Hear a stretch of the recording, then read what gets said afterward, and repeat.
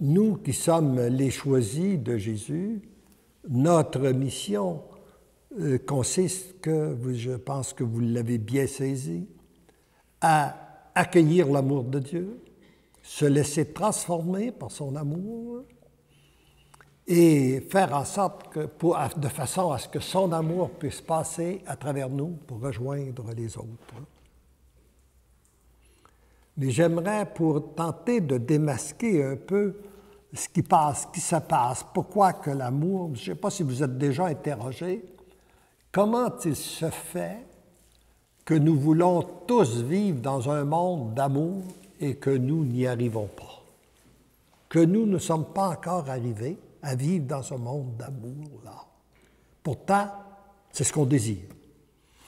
Je n'ai pas rencontré de personne, moi encore, je n'ai jamais rencontré de personne qui m'a dit « Moi, je ne veux pas vivre dans un monde d'amour ». Tous les gens que je rencontre disent « Je veux vivre dans un monde d'amour ». Mais si on veut tous vivre la même chose, pourquoi qu'on n'y arrive pas? Et habituellement, on n'arrive pas à un objectif, par exemple, en politique. Il y a des gens qui veulent aller à droite, il y en a d'autres qui veulent aller à gauche. Donc, et c'est ça, un groupe neutralise un autre. Mais là, si on veut tous la même chose, il n'y a personne qui nous neutralise dans notre désir, ça, apparemment. Alors, qu'est-ce qui se passe?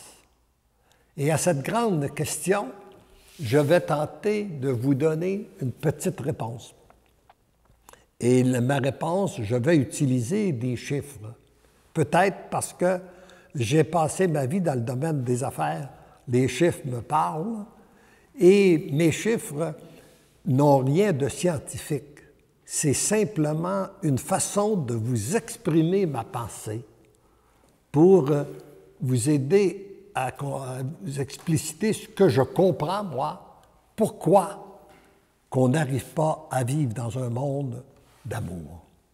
Et non seulement nous le voulons, mais Dieu le veut aussi, puisqu'il a envoyé son Fils, Jésus, mourir sur la croix pour nous enseigner le plan d'amour. Alors, et là, je vais me servir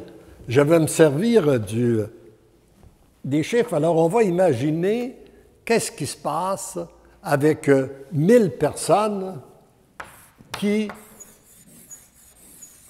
veulent vivre dans un monde d'amour. 1000 personnes, tout le monde. Alors là, j'en ai 90%, soit 900, qui vont me dire, disent que ça dépend des autres. La femme a dit, moi, je pourrais vivre d'une maison qui a de l'amour si mon mari changeait. Puis le mari, lui, il dit, moi, je pourrais vivre d'une maison qui a de l'amour si ma femme changeait. Puis les parents, ils disent, on pourrait vivre d'une maison qui a de l'amour si nos enfants changeaient. Les enfants disent, on pourrait vivre d'une maison qui a de l'amour si nos parents changeaient. On retrouve ça dans le milieu du travail. Les gens, ils disent, on pourrait vivre d'une entreprise qui a de l'amour si notre patron changeait. Puis le patron, lui, dit, moi, je pourrais avoir une entreprise d'amour si mes employés changeaient. Il paraît que ça se passe même dans les communautés religieuses. Il paraît qu'il y a même des sœurs qui pensent qu'ils pourraient vivre d'une communauté qui a de l'amour si leurs sœurs changeaient. Alors, voyez-vous, c'est que nous sommes convaincus que ça dépend des autres. Et lorsque nous partons avec cette conviction que l'amour dépend des autres, nous cherchons à changer les autres. Nous voulons changer les autres. Et comme nous n'avons pas ce pouvoir-là, nous n'y arrivons pas. Et là, nous devenons frustrés. Nous devenons angoissés et nous arrivons à produire même la violence. Nous devenons agressifs et nous faisons finalement la guerre parce que nous n'arrivons pas à changer les autres. Alors, voyez-vous, sur 1000 personnes que nous avons, je viens d'en perdre 900, qui, avec une bonne intention de vivre dans un monde d'amour, ne mettent pas les efforts au bon endroit. Il m'en reste 100 qui, eux, sont convaincus que c'est par leur implication. Puis ils ont raison, c'est en s'impliquant soi-même qu'on peut arriver à bâtir un monde d'amour. Mais là encore, j'en ai 90%,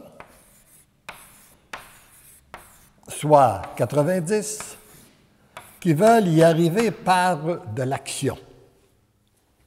Et ces gens-là, il ne faut pas les décliner, là, ils font beaucoup, beaucoup de bien. Ce sont les gens que l'on retrouve dans toutes nos bonnes œuvres. Puis Dieu sait si on en a actuellement. Une multitude de bonnes œuvres. Moi, la dernière fois que je les ai comptées dans le journal chez nous, il me semble que c'est 160 et quelques bonnes œuvres. On a vu qu'il y avait un problème à quelque part, des femmes battues, on a créé une œuvre pour les femmes battues, il y avait des enfants abandonnés, il y avait le suicide, les gens qui souffrent d'Alzheimer, les maladies mentales, enfin, on a une multitude de bonnes œuvres. Ces gens-là font beaucoup de bien. Mais même avec tout le bien qu'ils font, ils n'y arrivent pas. Ils n'y arrivent pas, pourquoi? Parce que nous vivons actuellement dans un monde que je vous ai dit, nous sommes dans une période de grande apostasie, et il y a la contamination, la pollution, c'est-à-dire des cœurs et des esprits, qui pour moi est beaucoup plus néfaste que la pollution de l'air et de l'eau. Aussi néfaste que peut être la pollution de l'air et de l'eau, là, la pollution des cœurs et des esprits est beaucoup plus néfaste que la pollution de l'air et de l'eau. Alors, on va imaginer qu'est-ce qui se passe ici, qu'est-ce qui pourrait se passer ici à Saint-Jacques si on a une usine qui pollue. Alors, on a une usine qui pollue et tout à coup, on s'aperçoit que nos fleurs sont en train de dépérir. Alors, comme on ne veut pas s'attaquer à l'usine qui pollue, on crée un organisme pour venir en aide à nos fleurs.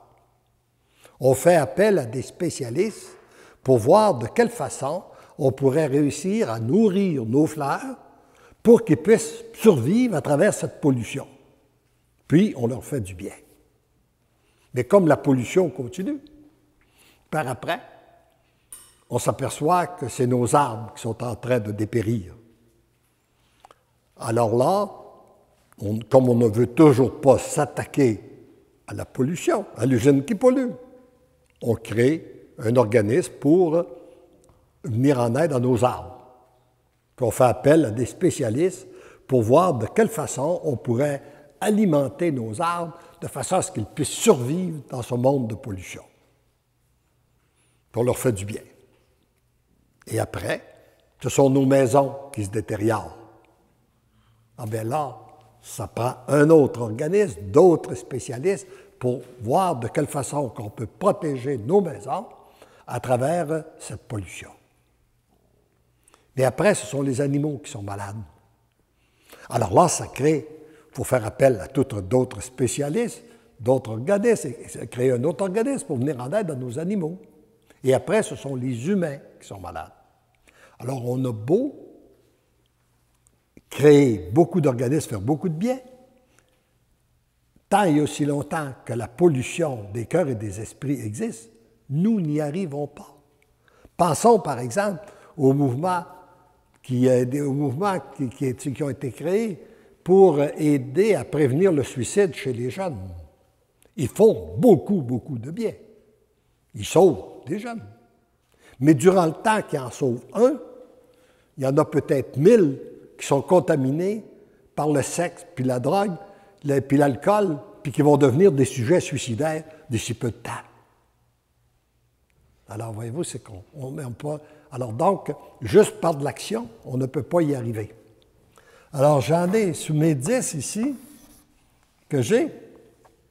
Ils sont convaincus, eux, que ce n'est pas par l'action, mais c'est par la dimension, la dimension de l'être. Et ils ont raison. C'est si nous devenons des êtres d'amour, là, ça va produire beaucoup de fruits. Beaucoup plus que uniquement par l'action. Si nous le sommes, devenons. Mais là encore, j'en ai 90%. soit 9 qui veulent y arriver par eux-mêmes.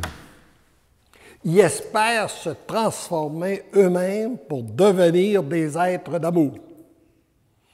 On les retrouve principalement, ces gens-là, dans le Nouvel Âge. Ils ont un bon désir, ils ont de bonnes intentions de devenir des êtres d'amour, mais ils ne sont pas branchés par les bons esprits. Puis finalement, ils espèrent par eux-mêmes devenir des petits dieux et ils n'y arrivent pas. Ça ne conduit pas. Ça ne conduit pas au bon endroit. Au contraire, ça les conduit souvent dans des chemins de ténèbres et des chemins de souffrance. Alors, sur mes 1000 personnes, il m'en reste une qui donne